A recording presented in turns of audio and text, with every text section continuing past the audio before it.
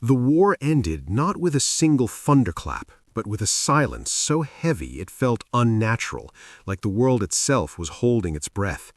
In the final days of April 1945, as Berlin collapsed into smoke and rubble, a man far from the shattered capital received a message that would place him at the center of a dying empire.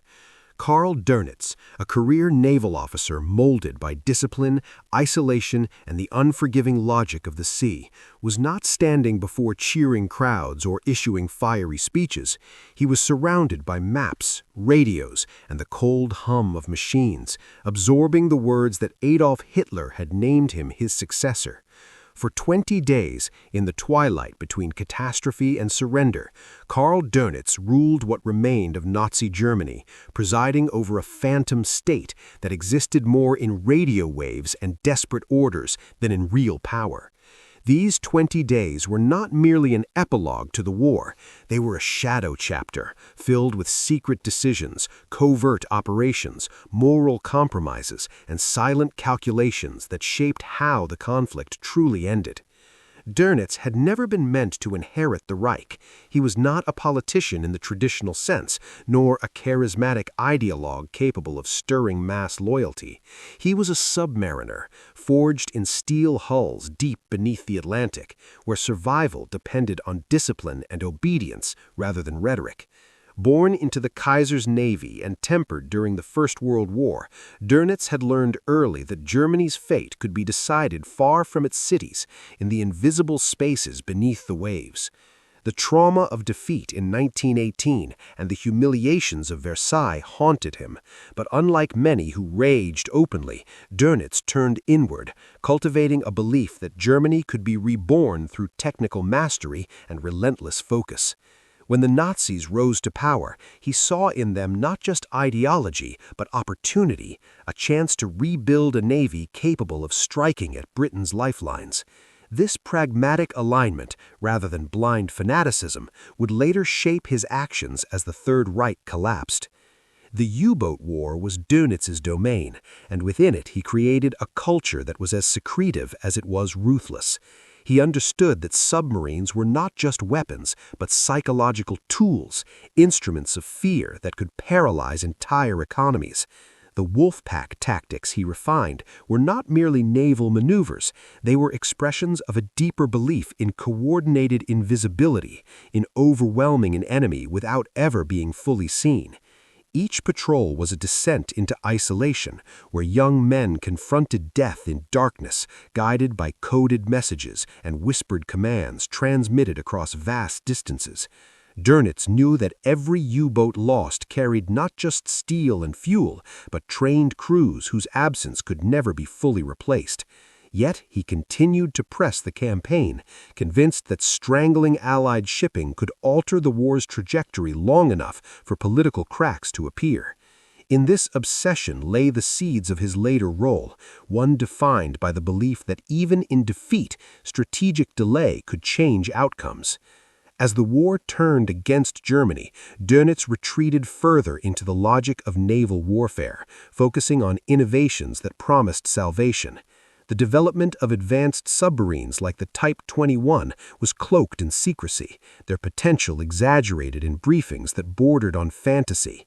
Intelligence reports were filtered, morale carefully managed, and failures reframed as temporary setbacks. Dönitz's headquarters became a place where reality and hope blurred, sustained by the belief that a single technological breakthrough could still reverse the tide. This mindset, forged in years of command, would later define his actions as head of state. When Hitler's suicide shattered the already fragile structure of the Reich, Dönitz did not respond with despair or disbelief. Instead, he saw a final operational challenge: how to end the war on terms that preserved as much of Germany as possible. The message naming Dönitz as Führer arrived like a sealed envelope pulled from the depths, heavy with implications no one had anticipated.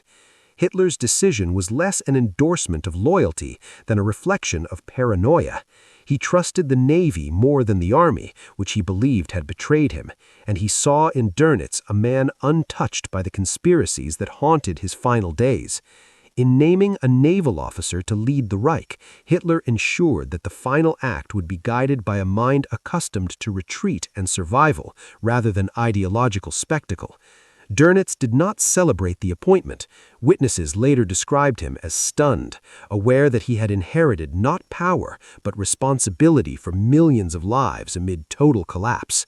His government would not be based in Berlin, but in Flensburg, near the Danish border, a symbolic shift from the capital of conquest to a quiet port town on the edge of surrender. From Flensburg, Donitz presided over a government that functioned like a submarine trapped beneath the surface, damaged but still operational. Communication lines crackled with fragments of authority, while Allied forces closed in from all directions. His cabinet, composed of remnants of the Nazi leadership, operated under the illusion that Germany still possessed agency.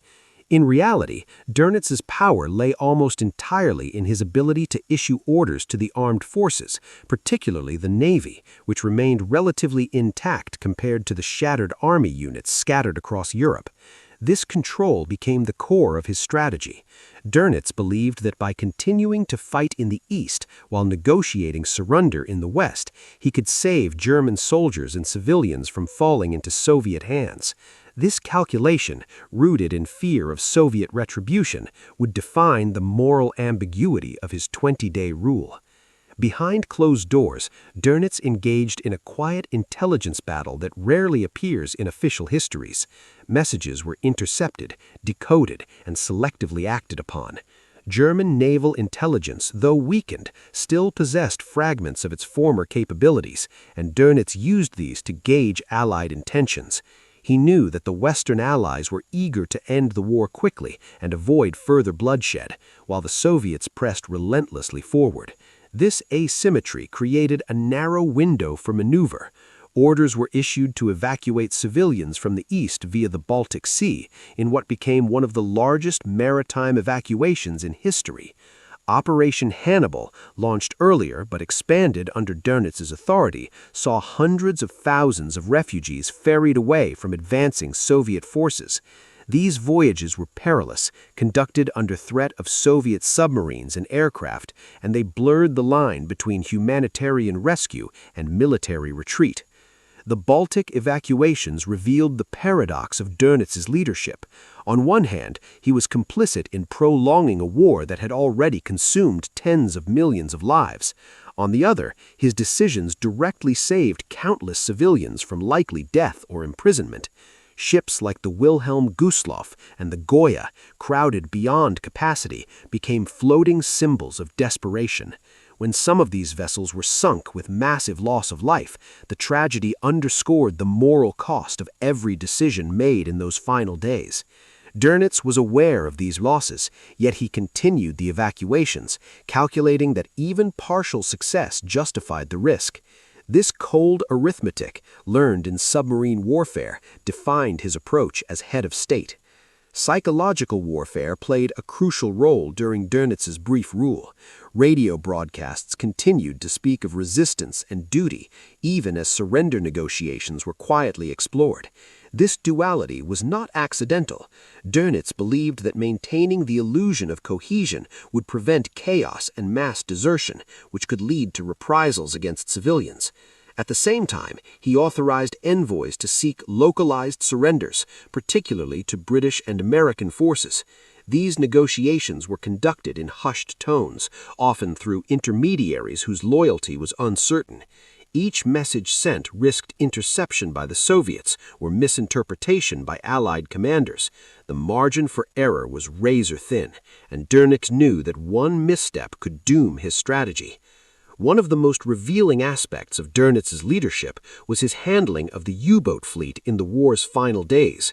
Even as Germany's defeat became undeniable, hundreds of submarines remained at sea or in port, their crews awaiting orders. For years, these men had been conditioned to fight to the last, to embrace death if necessary. Donitz understood that a fanatical final stand beneath the waves could lead to unnecessary loss of life without altering the outcome. In a move that contrasted sharply with the regime's earlier rhetoric, he ordered the cessation of U-boat operations and instructed crews to surface and surrender. This decision, framed as a matter of honor and discipline, saved thousands of sailors.